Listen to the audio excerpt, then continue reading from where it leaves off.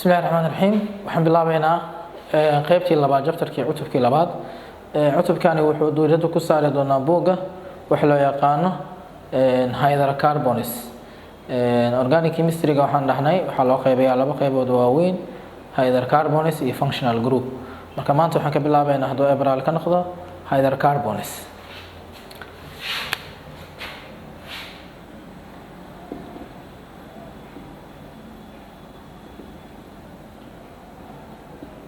hydrocarbons marka laga hadlayo waxaan leenahay waa every compound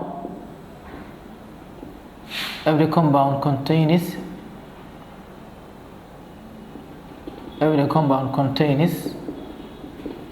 carbon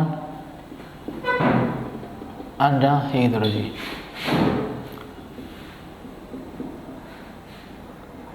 waa compound walba ka kooban wuxuu ka kooban yahay carbon iyo wuxuu ka kooban yahay wax loo yaqaano hydrogen loo yaqaan kaas waxa lagu magacaabaa hydrocarbon. Hydrocarbons-ka waa la qeybiyaa classification lagu sameeyaa.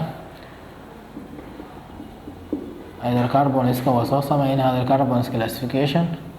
Inta badan waxa ugu caansan in loo marka loo kala qaado cyclic iyo open ama waxa loo yaqaano cyclic iyo acyclic. Cyclic iyo acyclic. Cyclic iyo acyclic. inta badan cycle-ga marka la leeyahay waxa laga wadaa carbon-ka wuxuu leeyahay labadiisa endi way isku xiran tahay marka carbon-ka markay endiyadiisa isku xiran yihiin isku dhagan yihiin ay is haystaan waxa lagu magacaabaa cyclic ilan carbon iyo hydrogen oo carbonada marka ka isku xiran yihiin acyclic-na maxaa waaye labada endi uu leeyahay carbon-ka haday furan yihiin marka labadiisa endi haday furan yihiin waxa lagu yaqaan endiyadiisa haday furan waxa lagu magacaabaa acyclic sadarteed marka acyclic marka laga hadlayo waxa loo qaybiyaa aliphatic iyo aromatic marka waxa la leeyahay aliphatic acyclic aliphatic waxaan qaadaynaa aliphatic iyo wax loo yaqaano aromatic inta badan waxa la leeyahay aromatic wuxuu leeyahay pleasant smell adooro wanaagsan ayuu leeyahay aliphatic waxa loo qaybiyaa sida acyclic oo dhihi kartaa si common marka aliphatic waxa maqlaysaa aliphatic oo cyclic aliphatic acyclic marka waxaan leeyahay si toos waxa uu qaybinaa saturated iyo waxa loo yaqaano saturated iyo waxa lagu magacaabo unsaturated taasana muhiim ah saturated marka la leeyahay kaarboonada dhamaantooda waxay isku haystaan kaarboonka dhamaan wuxuu ku haystaa single bond oo dhergan yahay marka waa mushabbac waxay dhahaan carabiga unsaturated marka laga hadlaayana waxa la leeyahay kaarboonada waxay isku haystaan double bond ama waxay isku haystaan triple bond marka saturated waxa kamid ah ugu caansan wax loo yaqaano alkane unsaturated ka waxa kamid ah wax loo yaqaano alkene oo la akhriyo iyo wax lagu magacaabo alkyne waa in la waxa jira mid afraad oo laakiin laga saaro waxa laga saaraa alkyl waa la akhriyo waa branch of alkene la dhahaa iyo marka qaar halide ama halide marka waxaan fiirin doonaa hadduu ebraalkan wax ku bilaabi doonaa labadan qaybood maanta oo ah alkane iyo wax lagu magacaabo alkyl tusaale ahaan alkane markaan ka hadlayna alkane aan dhahno maxaan ku define gareyn karnaa gadaal leh akhri alkane waa saturated aliphatic oo ah marka qaar noqon kara cyclic acyclic hydrocarbon waxaan leenahay marka waa saturated aliphatic hydrocarbon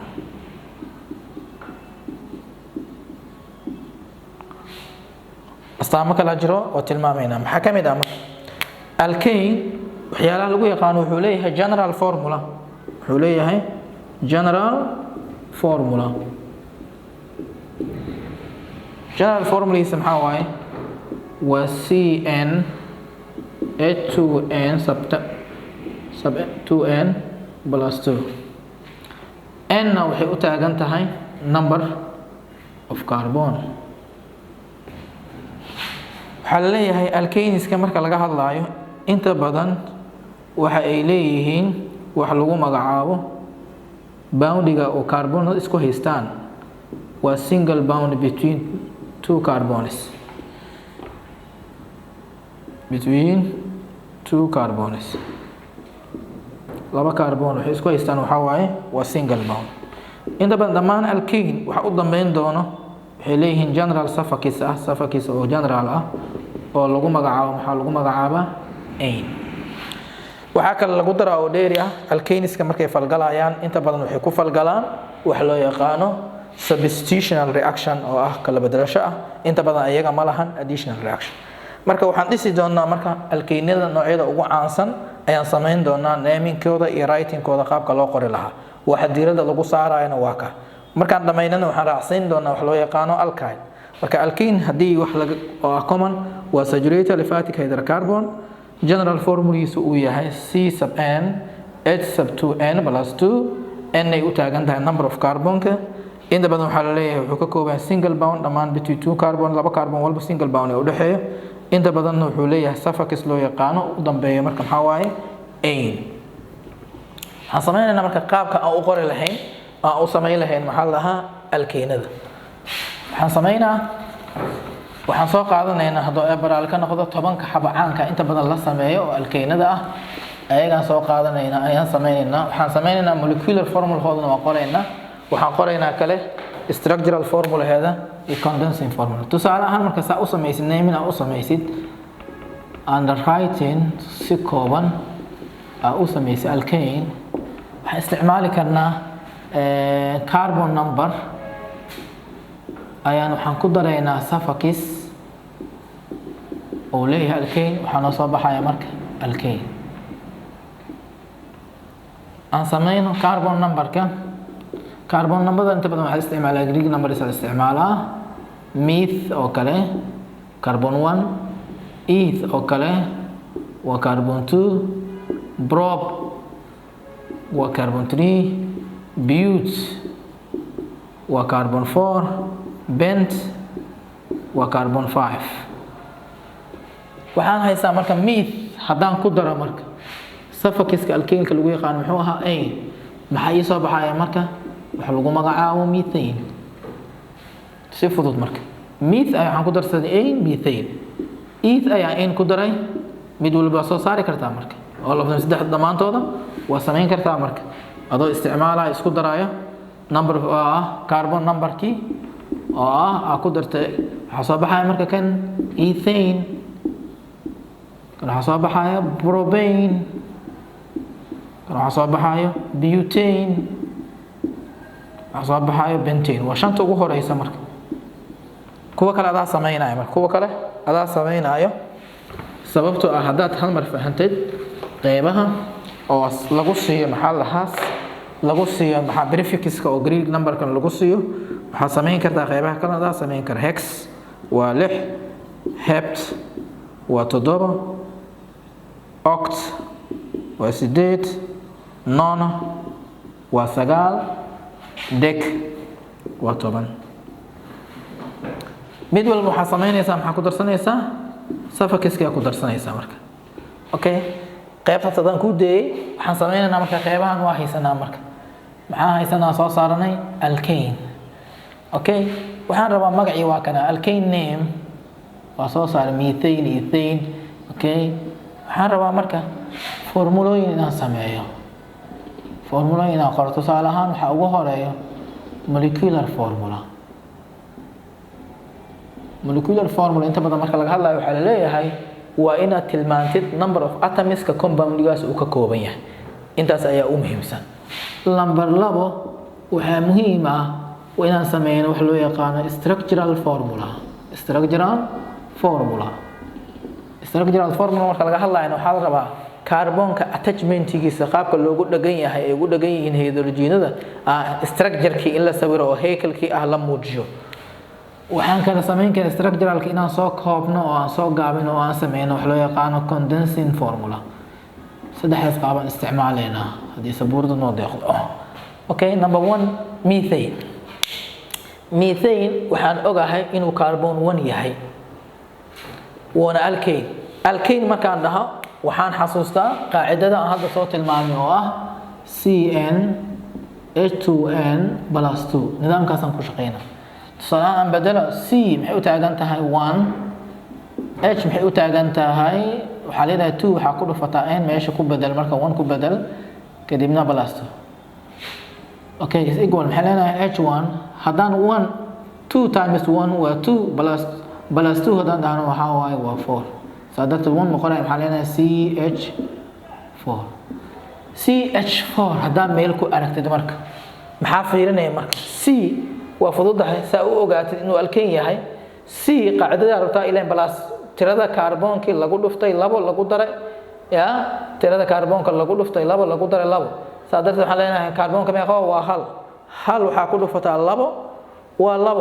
2 ku dar marka 2 waxaa 2 ku daro waa 4 saa darteed marka waxaan leenahay methane molecular formulaheedu waa CH4 methane molecular formulaheedu waxa waaye waa CH4 tusaalahan ila sameey marka waxa ila sameeysaa wax loo yaqaano ethane number k waaye waa carbon 2 marka laga hadlayo waxaan leenahay haye maxaan soo saareynaa waa fududeyn kartaa adoo procedure-ka marayo haday waxaan sameeynaa marka 1 aan ku bedelnimo 1 booskeeda waxaan ku bedelaynaa marka maadaama kaarboonku uu yahay n number of waxaan leedahay kaarboon 2 ku bedel 2 times 2 waa 4 plus 2 waa 6 si fudud waxay noqonaysaa marka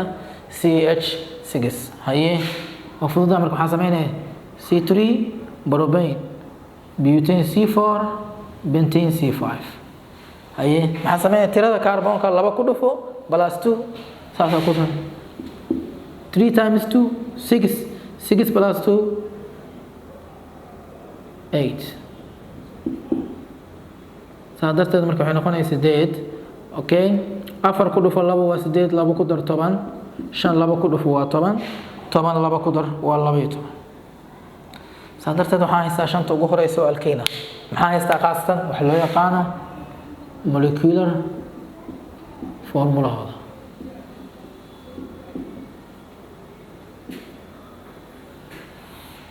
waxaan sameynaa wax loo yaqaano structural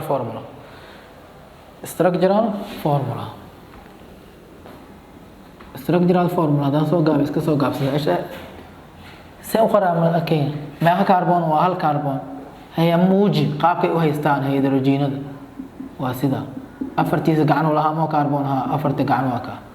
mid walba waxaa ku dhagan hal hydrogen ku dhagan haye meeqa kaarboon haystaa 2 kaarboon alkane marka la joogo maxay isku qabsan jireen single bond okay waxaan aqaanaa kaarboon inuu 4 gacan leeyahay halkaan iga dabool marka iga daboosho maxaa hal gacan haystaa maxaa ii dhiman 3 gacan darteed maxaan sameynaa marka gacan walba waxaan ku dhajinaa marka hal hydrogen okay ay kaarboonkan markaan saas dhaho waxaan haystaa 3 gacan waxaa iga dhiman hal gacan saa darteed marka waxaan sameynaa tiri marka hydrogenada kaarboonada waa 1 iyo 2 hydrogen meeqa waa 3 iyo 3 waa 6 saa darteed marka waa structural formulahi oo ah ethane ay propane markaan rabo waxaan sameynaa 3 kaarboon ayaan qoranaa 3 kaarboon markaan qorto kaarboon walba waxaan ku dhajinaa marka gacmihiisa 4 u dhameystiraa kaarboonka dhexe fiiri marka 2 kaarboon oo u dhaxeeya maadaama 2 kaarboon u dhaxeeyo saa darteeda waxa uu qaadanaa marka waxa loo yaqaano okay 2 gacan bisa u soo hareys waxa soo haray 2 gacan saa darteeda mid walba buuxi waxa ku dhajisaa hydrogentiisa ku dhaji saa darteeda kaarboonkan ma ku haystaa kaarboon walba fiiri afartiisa gacan u dhameeyay halkan intuu ku haystaa 3 u haystaa kan hal intuu ku haystaa 2 hydrogen u haystaa kaarboonkan hal intuu ku haystaa 3 u haystaa saa darteed tiri 3 iyo 3 waa 6 7 8 ama 1 2 3 4 5 6 7 8 waxa la mid ah marka dhamaan waa la mid tahay marka inta marka sameeyno waxa la sameeynaa wax loo yaqaan inta badan lagu arkaa buugta wax loo yaqaan condensing formula condensing formula oo alkane waa CH4 methane waa CH4 la wax ka laga bedelaay laakiin marka la joogo maxaa la dhahaa ethane kaarboonka koowaad meeqa hydrogen uu wataa 3 diisa si caadi u kaarboonka labaad meeqa wataa 3 diisa oo soo tir 1 2 3 waa horteeda u dhigay 3 qaybta kale meeqa kaarboon waa 3 kaarboon mid walba hydrogentiisa si kan hore meeqa wataa 3 wataa kan labaad meeqa wataa 2 ayuu wataa kan kale meeqa wataa wuxuu wataa 3 marka this is waxa ugu muhiimsan oo ardayga laga rabo waxa waaye inuu number 1 yaqaano magacyadii maxay yihiin tusaalaan alkane aad joogtaa alkane maxaa waaye waa inaad taqaanaa ereyada oo ah number of carbonka inaad taqaanaa oo ku qoran xuruuftan u qoran meth eth prob but bent hex hept octanona maxaa ku darsanaysaa ain maxaa ku soo baxaya marka methane ethane propane butane pentane hexane heptane octane nonane decane okay maxaa sameeyna marka waa sida so on qaabkaas ku wadaysaa marka ogaw marka sameynaysid waxa marka qaar laga rabaa adoo magac lagu siiyay isla markii lagu dhaho condensing formula qor inaad qori kartid structural formula qor lagu leeyahay qori kartid aad sameey karto molecular formula midii lagu weydiiyay aad sameey karto tusaale ahaan groupiskan aan mid soo qaata marka saan u fahanno dhamaan ma wada sameyn karno laakiin waxaan sameynaynaa qayb ka mid ah su'aalan ka dhiganayna haye maxaa soo baxay kan hexane haye isku dar marka waxay noqonaysaa heptane haye wala socotaa octane haye nonane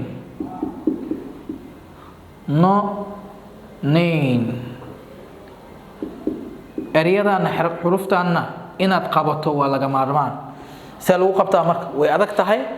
inta badan laakiin qofku markuu ku celcelinta wax badan ku sameeyo waxaan sameeyaa marka hore igadaal loo aqriyaa maxaan sameeynay methane ethane propane butane pentane hexane heptane octane nonane decane ay gadaal ka soo bilaaw inaad fahantay haysid taas ku ogaa kartaa decane nonane octane heptane hexane pentane butane propane ethane methane marka saas aad dhahdid lambarka lagu weydiiyo carbon 6 marka lagu dhaho hexane ina isla markii hore ka tilmaami karto waa laga maarmaan tusaalahan jadwalka saan noogu jeexan yahay hada waxaan laga rabaa marka inaan sameyn karno saddex nooc mid walba marka wax ugu muhiimsan oo aad soo saaraysid waxa waa ugu horeeyo waxa lagu magacaabo molecular formula waa inaad sameyn karto wax loo yaqaano molecular formula inaad sameyn karto waa laga maarmaan molecular formula say ku sameynaysaa marka waxa ku sameynaysaa oo ku ogaanaysaa waxa isticmaalaysaa qaacidada uu leeyahay alkane uu leeyahay qaacidada uu alkane leeyahay maxaa waaye waa CN H2N + 2 inta badan hadhooti waxaan ku soo gaabsan doonaa group kala imaan doona waxaan ku soo gaabsan doonaa inaan dhahno +2 yaa iskale alkane +1 yaa iskale alkyne +0 yaa iskale ama wax balasaan tilmaamin yaa iskale alkyne alkene yaa -2 yaa iskale alkyne that's all haye ila sameey marka tusaale ahaan waxaan dhahnay mid soo qaad heptane oo kala dhahay heptane ma qawa todoba alkane maxaa qaacidadeeda waa +2 7 times 2 14 plus 2 16 waa dhamat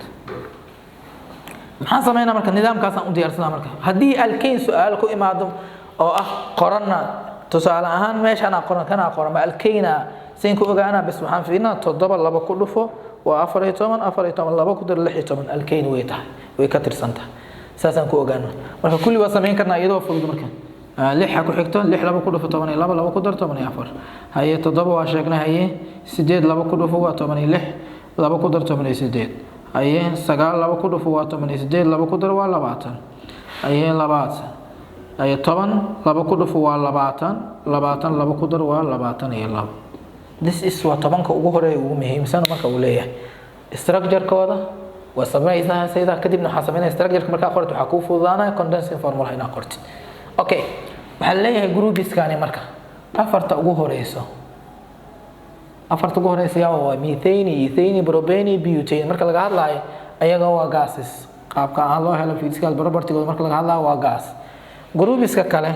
carbonkan ilaa carbon laga gaar 17 inta badan waa liquids 17 wixii ka bilaabo ka sii horeeyna waxay noqonayaan solids ay noqonayaan waa kuwa adag ay noqonayaan okay that is the most common qaybaha ugu caansan marka oo lagu magacaabo hadii tusaale ahaan lagu dhaho decane condensing formula ee qodob maxaa sameeynay tusaale ahaan waxaan sameeysanaa carbon oo hydrogenkiisa wato 1 2 3 4 5 6 meesha ku yaraata ka xusaa 7 8 9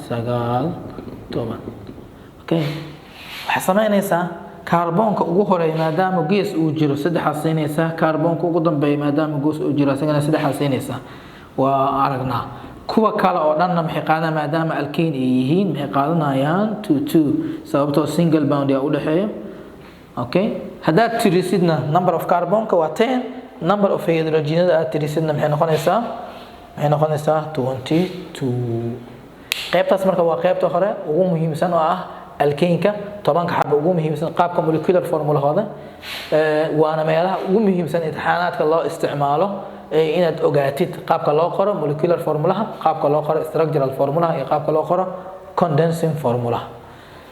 qaybta hore oo alkane intaas ku ekeynayna qaabaha su'aalaha isku weydiin doonana waa arki doonaa hadoo ay baraale ka noqdo